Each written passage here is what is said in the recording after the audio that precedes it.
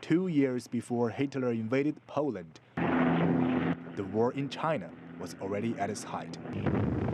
July 1937, Japan began its full-scale invasion of China. It wasn't until 8 months later that China finally scored a major victory on the battlefield.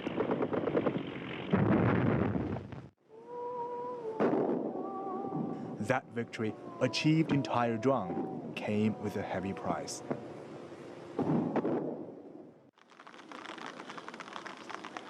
On the 70th anniversary of the end of the Second World War, we revisited the battleground and tried to find out more about that part of history. Li Jingshan survived the bloody siege as a 6-year-old. This was the house he lived in when the enemy was literally on the doorstep. The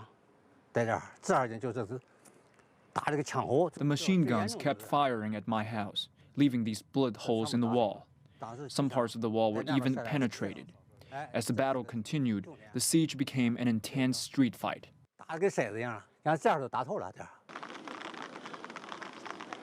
But that was just the start. Li's family was fortunate enough to have escaped the town before the bloodiest part began. He says most neighbors who stayed were killed in the crossfire. What Li had missed was captured by a U.S. war correspondent, Joris Ivans, in his documentary, The 400 Million. He was embedded in the Chinese army. We took cover in the trenches used last night by the 31st Division. A squad of our men blew up the enemy nest. The division in front of us had occupied Taierzhuang during the night. I saw the flag on the walls. We had taken back Taierzhuang. Soon after the battle was over, Li Jingshan returned home to find an entire town left in ruin.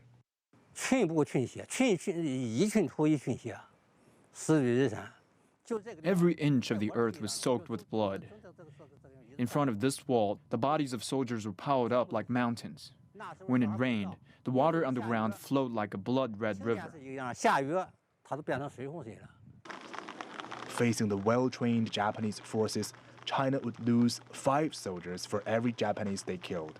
For each Japanese tanks they destroyed, Chinese army would lose 50 to 70 men. That's according to the Memorial Museum of the Battle of Taierzhuang. Today, the traces of the bloodshed can still be found here and there in the town. During the war, this mosque was used as a temporary commanding center of the Chinese army.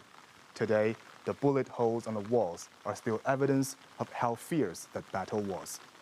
Block by block, house by house, Japan and China fought over this small town called Taierzhuang for 2 weeks, which later became what an American journalist called a turning point in history. To the names of small towns famous as turning points in history, writes the U.S. Life magazine in 1938, Waterloo, Gettysburg, Verdun, add still another, it is Taierzhuang, an ancient brick-walled settlement on the banks of China's Grand Canal. Before this battle, the Japanese forces had smashed relentlessly through the Chinese defenses. Beijing fell first, then Shanghai, Nanjing, and all the way along the coast, with Japan squeezing the Chinese troops into a desperate defense of southern Shandong. Taierzhuang was the first major frontline victory. The victory broke the myth that the Japanese were invincible and significantly boosted the Chinese morale. Celebrations were nationwide, and Chinese people became resolute that they should not surrender. Mr. Ren Shigai is a local collector of everything related to the Battle of Taierzhuang. Over the years, he traveled around the town and nearby villages and spoke to many of the witnesses, most of whom have now passed away. He says each day of China's resistance against the Japanese aggression meant countless more people would lose their homes and lives. But that resistance tied up over 70% of the Japanese troops, which earned time for the Allied forces in the global fight against fascism.